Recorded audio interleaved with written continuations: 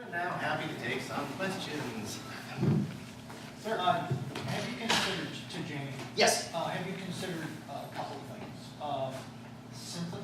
Synthesizing to simplify, to create select game segments so that rather than trying to train a colleague in how to do this whole game, pull out core pieces that you can develop or use to develop a particular outcome expectation and just focus on that? Absolutely, yes. Shower ideas are awesome. I was literally at one point sitting in the shower thinking, and it occurred to me, why not create modules that developed specific social skills, where the successful resolution of those modules required repeated expressions of those social skills. So yes, it is an idea that I've had that I'm trying to figure out how to put that together into something coherent. And you had a list of individuals that you worked with. Were those all individual situations, or did you have any multiple individuals in situations? Well, the setting itself was a group setting. So the individuals that I was working with really came from they'd all been, the ones that were kids, they had been the victims of abuse or neglect. Now, the adults in the situation, they were actually foster parents that had gotten involved, where I managed to kind of convince them to do this as a way of helping to build that relationship and to take on the role of a parent, which is to help guide the children in expressing the socially appropriate values and behaviors. So, in one hand, it's like they're parenting, but not really, because they've got that whole in-game mentoring thing going on. So I have questions/concerns about genre. Because introducing yourself to the prince is one thing, but there's other aspects of vampire that I think may be encouraging social skills that we are trying to get away from.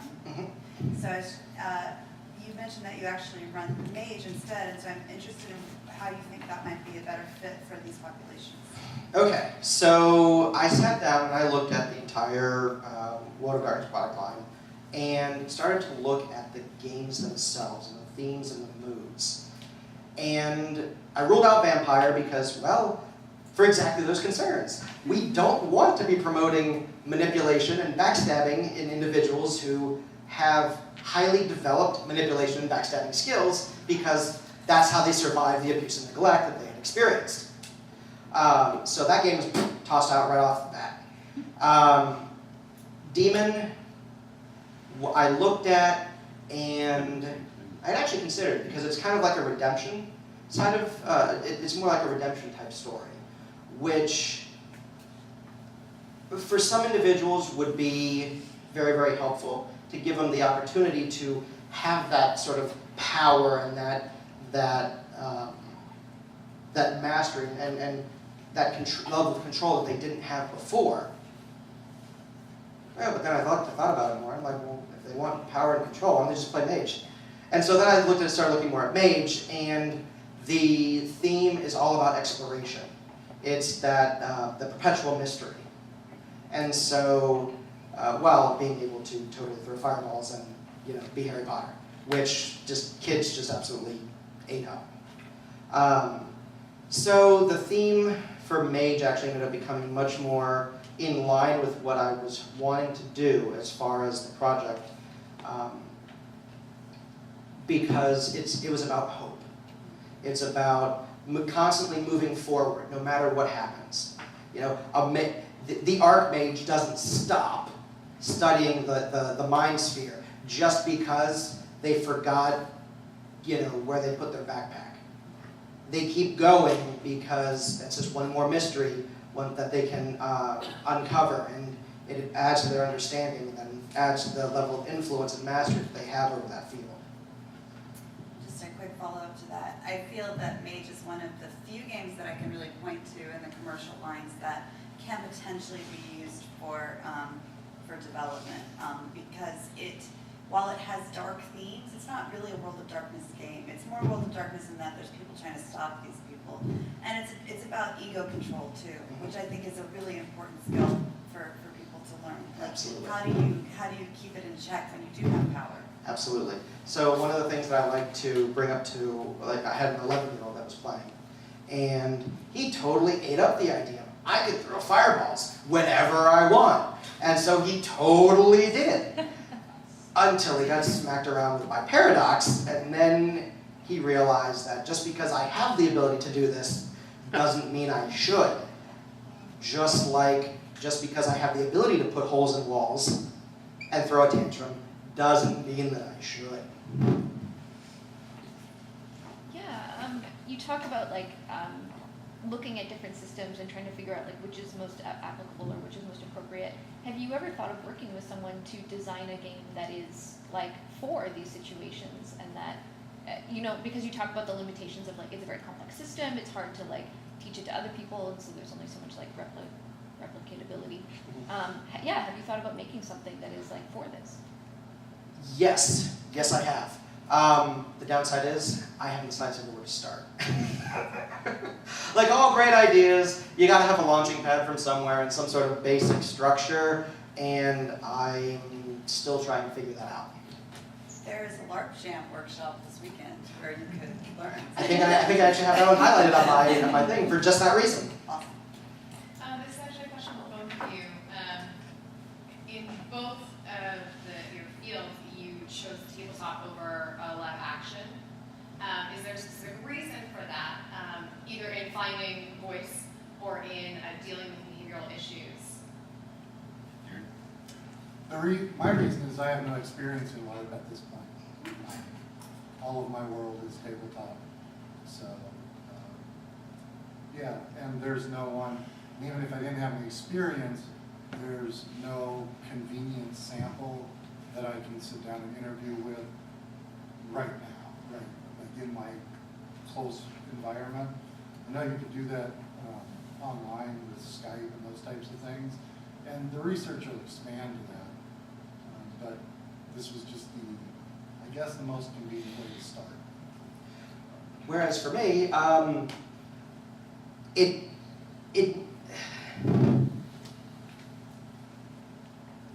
there is only LARP. You're either LARPing standing up and walking around, or you're LARPing sitting down rolling dice.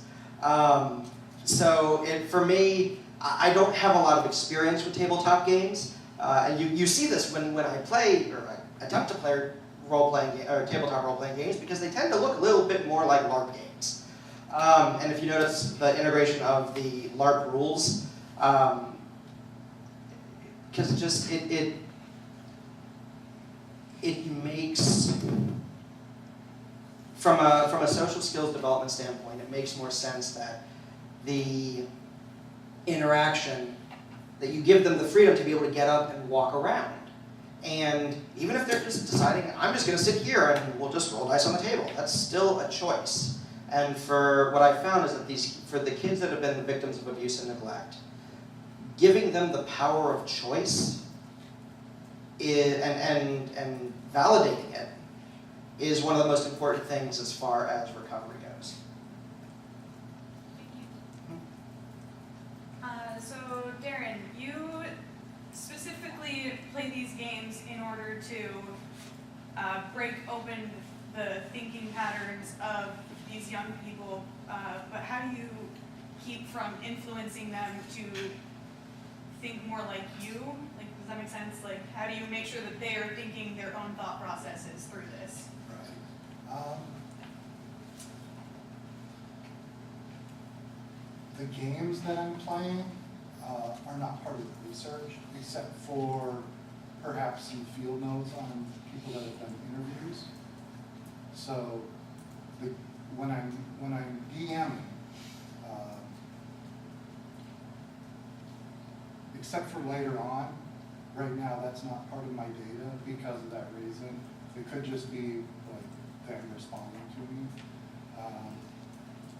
But in the grounded theory qualitative work, that can actually be brought into the analysis.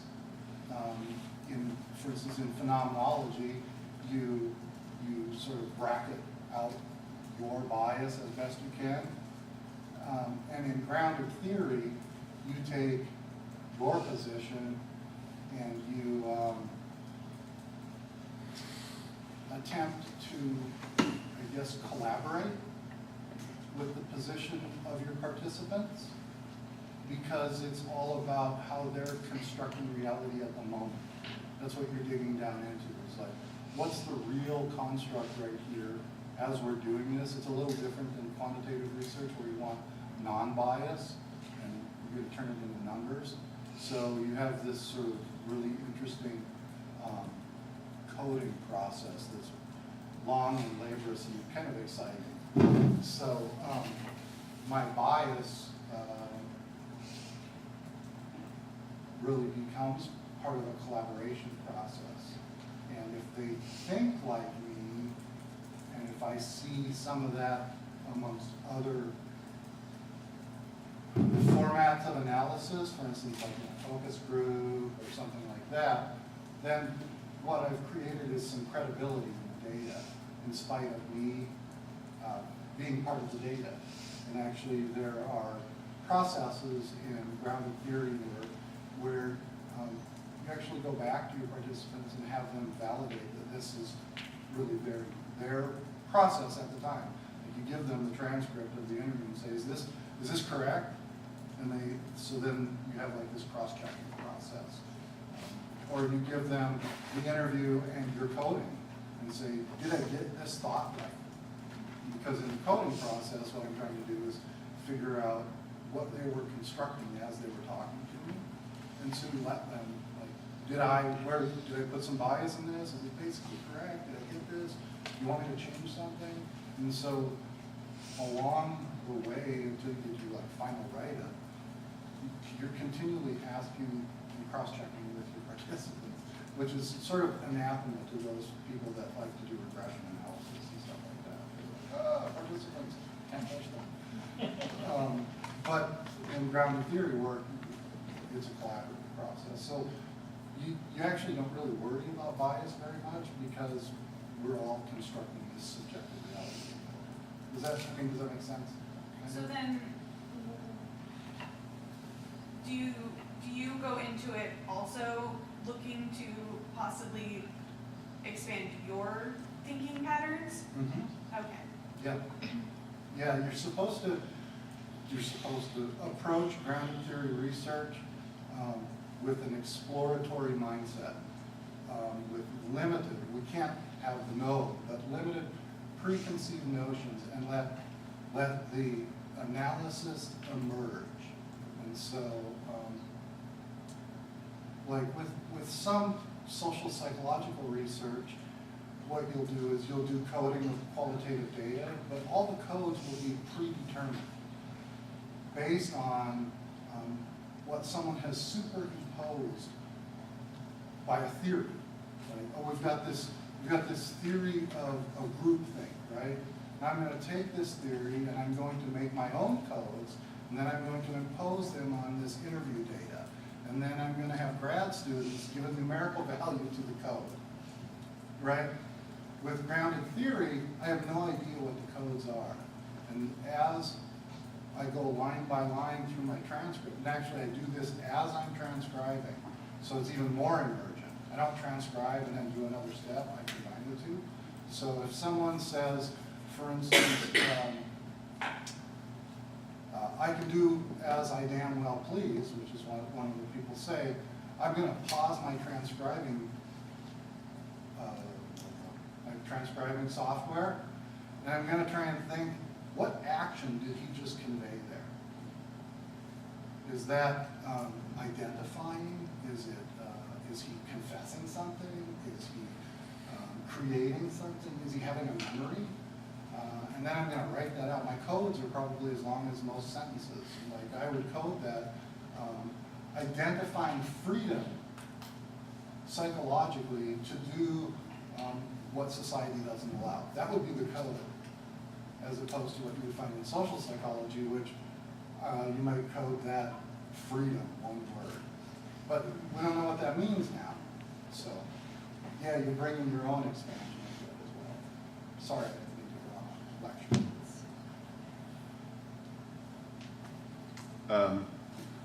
I think a little bit about systems here. The ones you're working with, they're prone to binaries of success or failure, aggression or defense, etc. And I feel like the social situations you're talking about don't always fall neatly into that, which is interesting because mechanically you're working with systems that encourage binaries, but socially you're talking about situations that are more yes, no, maybe, and but, and there's a lot of qualifiers. And I'm curious about how that affects your experience of play with your participants. Both? Both of you. Yeah. Roll with it. Yeah. Well, I guess for me, at least in my experiences with the kids, that's where it becomes it's an interesting, story development is really where it comes into play, because yes, they've failed the role, they did not succeed, and so they're going to be looking to me as the storyteller for the response. Well, I can, knowing what I know about the client, I can tailor the failure in such a way that they will understand.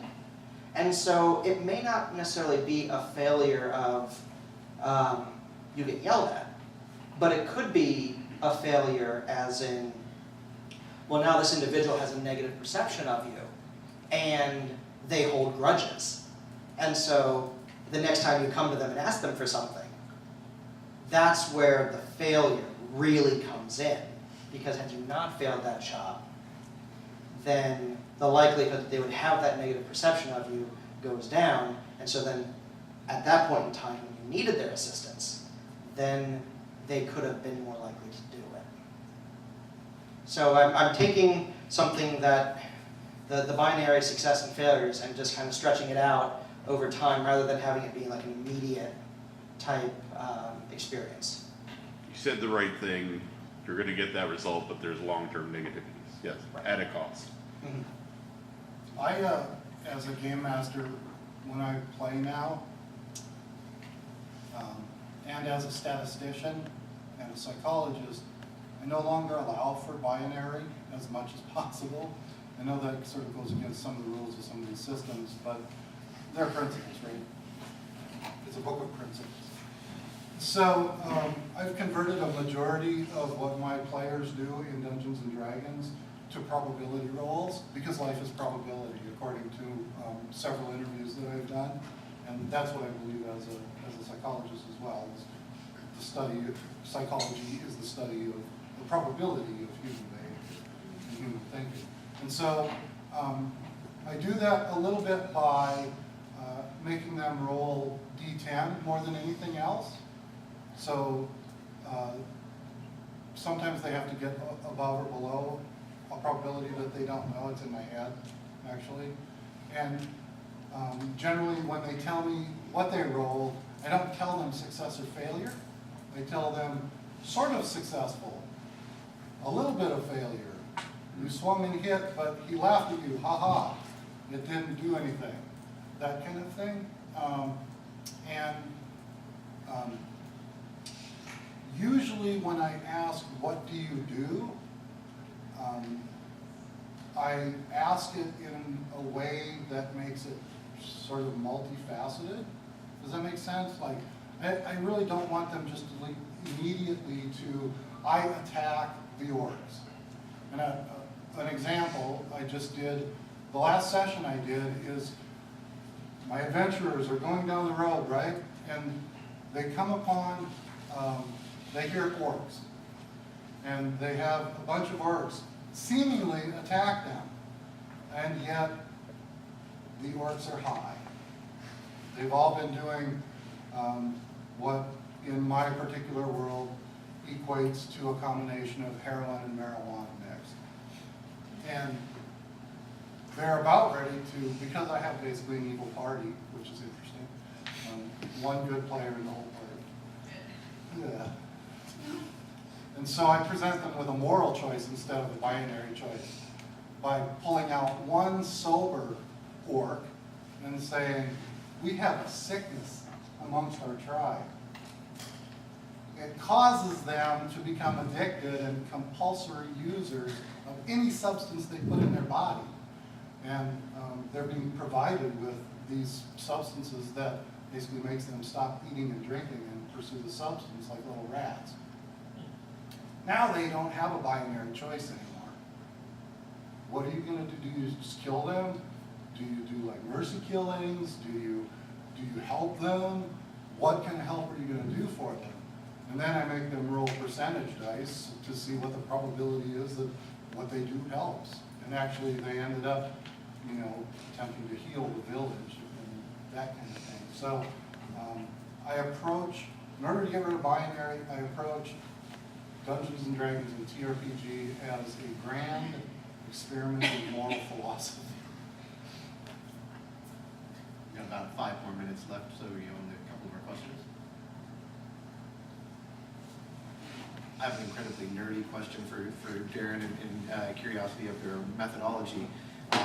One, with your grounded theory work and transcription, what actual software were you using to do the work? And then also, you mentioned some of your coding. What are some of the other codes that came out of the preliminary findings of the transcription? Okay. Right now I'm using, for transcription software, it's a software that's downloadable online called OneNote, and it allows for, you don't have to do any pedals or any of that stuff or backing up. What it does is it allows you to loop segments of your interviews. You control the segments and how much they go forward. I usually do like a 5 to 7 second loop and then it just loops and loops and loops until you get the whole segment transcribed. And then you just click forward, it goes to the next loop, which is beautiful. And then it also allows you to code in real time. You can press pause on your video, go down to the coding panel, and they have room for like 36 codes or 40 codes, and you make them up as you go, and then it inserts it, and then when you download your raw data, it downloads into an Excel file, and it gives you the code, what time it was at, all of your codes, and what part of the transcription matches that code, your transcription data. So other codes that I've come up with are remembering a player's death as unpleasant, identifying other players' lack of information as causing conflict, remembering and identifying lack of interaction with other players in your group as resulting in conflict. So the codes are really long. The way I was taught to code is that you always look for action. Everything starts with an action verb, kind of the gerund of everything. So identifying, remembering, confessing, representing, memorizing, that kind of stuff. Somebody else wanted to? I had a different question. I had another nerdy Yeah. question. You do your nerdy question, I'll do my nerdy question. Yeah, time for That's one. enough number So. for- Oh, man. No, it's a really short question. Tell us about your interview question process with grounded theory, because the way that questions are framed obviously does shape the data and the kinds of things that you're going to get. And from what I understand about grounded theory, a lot of it is being immersed in their environment rather than prompting. Right. So the interview questioning process is I come up with, what I've done is I've come up with, I came up with an initial list of like 15 questions based on my experience. So they're not totally, there's some bias in them. And I went through and you ask a question and you basically let them go as long as possible. The last interview I did took like an hour and a half, and that was actually a shortened questionnaire. But you don't, you want them to create as much reality as possible without imposition. So you have to keep your mouth shut, basically. And the only thing I prompt on is if something jumps out and you're like, wow, and then I generally prompt on something like, can you just expand on that a little bit? I try not to insert anything as much as I can. Can you expand that? Can you unpack that? Can you describe that more in detail? Can you provide deeper memory? Because if they're doing a memory kind of thing, you can tell them they're doing a memory. Can you deepen that memory?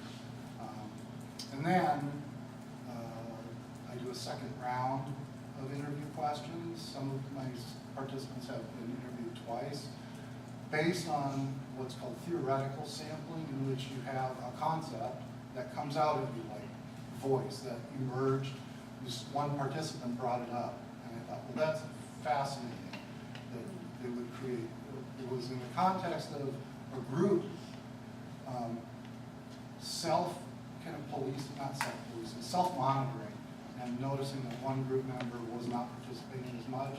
She comes from kind of an abused background, and so they wanted her to have more advocacy, and so he literally said, we tried to help her create her own voice. And so I went back and I wrote questions designed to get to just that theoretical category of voice, and then re-interviewed everybody and asked them about voice, because that's what came out, that was given to me. I didn't come up with that on my own. So you're only supposed to, it doesn't always happen, you're only supposed to expand on what the participant gives you. Try not to impose, but this should be really interesting. I'll ask about this. That only